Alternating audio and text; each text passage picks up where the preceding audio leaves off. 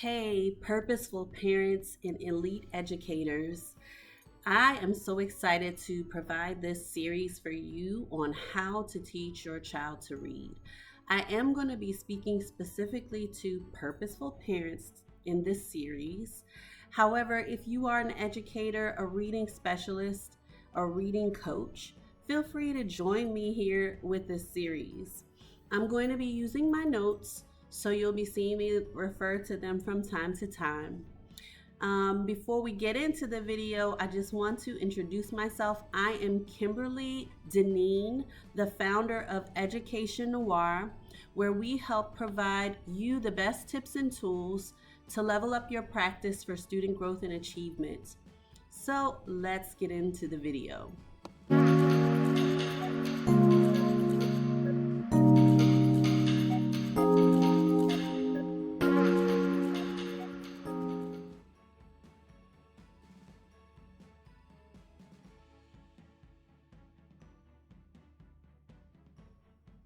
First of all, reading is the foundation of all learning. So, reading is crucial to students' academic success and growth.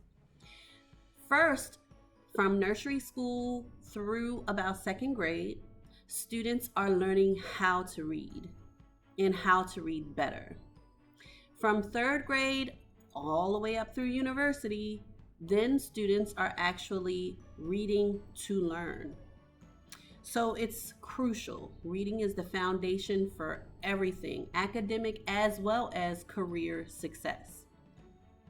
And statistics show that 65% of America's fourth graders weren't reading at a proficient level prior to the pandemic. And this stat came from the Literacy Project Foundation. So just imagine where students are now, post pandemic.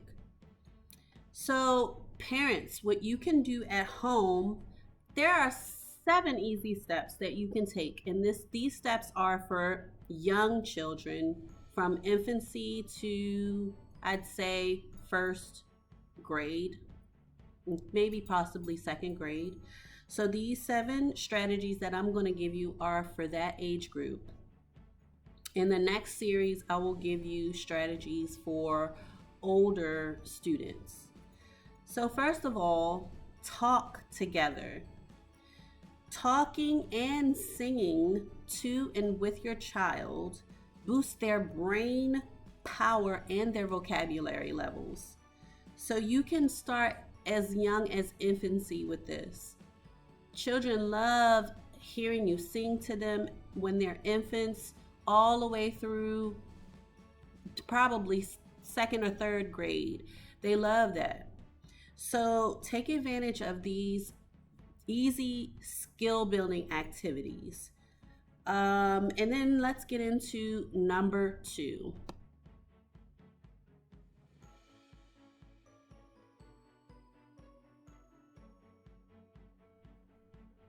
Number 2 is simple. Emphasize letter sounds. I used to keep magnets on the refrigerator of all the letters of the alphabet, and this is an easy way to involve them with literacy while you're cooking. You know, show me letter A, show me letter T. How does letter S sound? Show me letter S. How does it sound? So, you know, these games are easy to play when you have them, you know, accessible for children. And with them having to manipulate the letters on the refrigerator involves other modes of learning. Some students learn best when they can touch things. I also kept foam letters in the bathroom that stuck to the wall, and so we would always have little games where we would play games like, you know, show me how cat is spelled. Can you spell cat? And so we would sound it out together. You know, so he was able to actually spell things by putting them on the wall in the bathroom. So make the games fun, make the games short because kids do have a short attention span, and do them often because that's really the key is practicing these things often. And further, experts believe that teaching phonics to young children is essential for fluency and reading comprehension. And it is because if they're stuck trying to sound out a word, then that blocks the fluency, that hinders the fluency, it stops it. So helping your child with these things will definitely benefit them in the long run.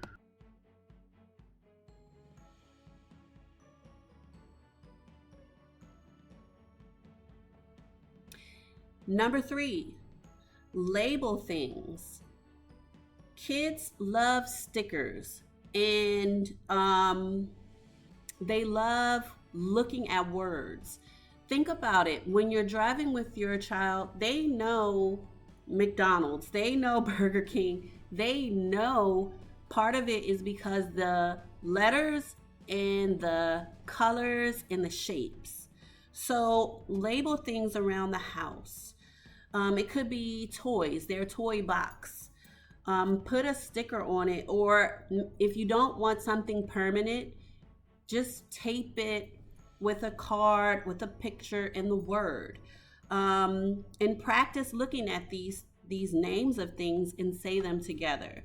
So that's another quick tip to help make your home a literacy or a literate environment.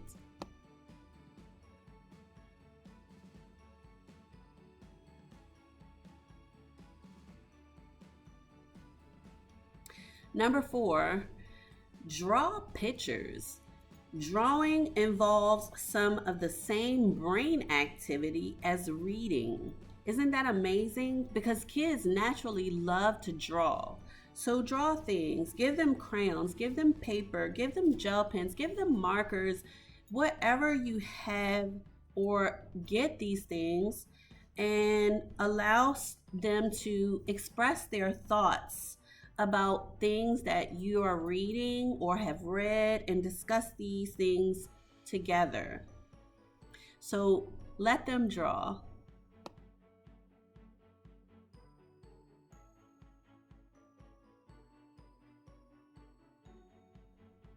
Number 5, start writing as early as possible. Many children can write their first initial or their whole name by the age of 3. Now, my son was an exception to this particular strategy. He hated having a pen or anything in his hand. He didn't mind crayons as much if he was drawing, but when I would ask him to like write letter A, he was very resistant to it all the way up until about age 4. So definitely gauge whether your child is ready for that. If they are not ready for it, don't force it because you don't want to create a situation where they hate, writing or reading or any of that. You don't want to force anything on them because it could create a stigma. So I stopped trying to get him to write and just focused on reading to him and going to the library, letting him pick books, letting him find things he was excited about. However, writing was definitely not one of the things he wanted to do at that young age. That came later for my son. So definitely, tailor these strategies to your child's readiness.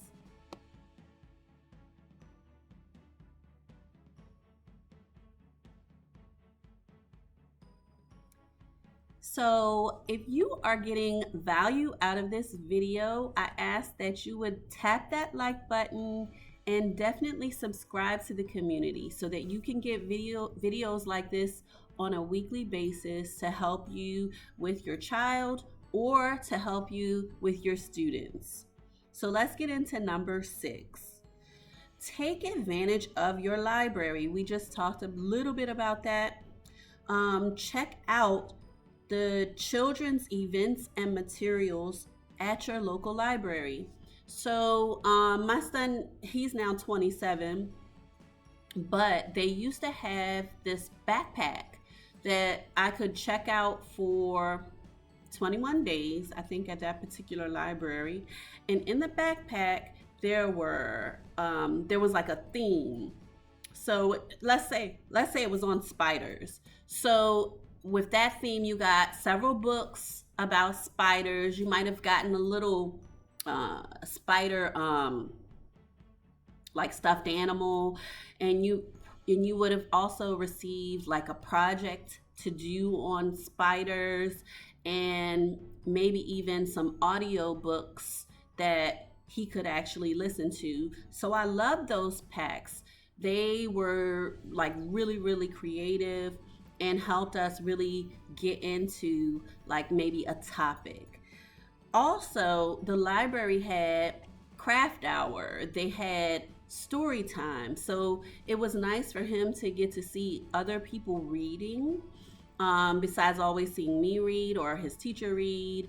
They also had different activities with the craft time that maybe focused on themes or a holiday, or like even during Black History Month, there were special themes for children's for the children's section of the library. So definitely check out your local library and take advantage of it, because guess what? It's free, free, free, free. So also, one thing I want to insert here that's not in my notes is that, get your child their own library card.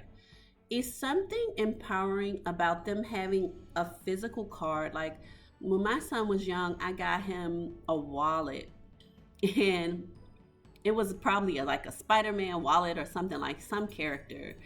And that was empowering for him, but to be able to actually put something in it was even more empowering for him. So he had his own library card. So that meant that we could check out double the amount of books. And I forget how many books they allowed us to check out, but we would leave with bags of books because I would read aloud to him on a regular basis. So we really took advantage of our local library.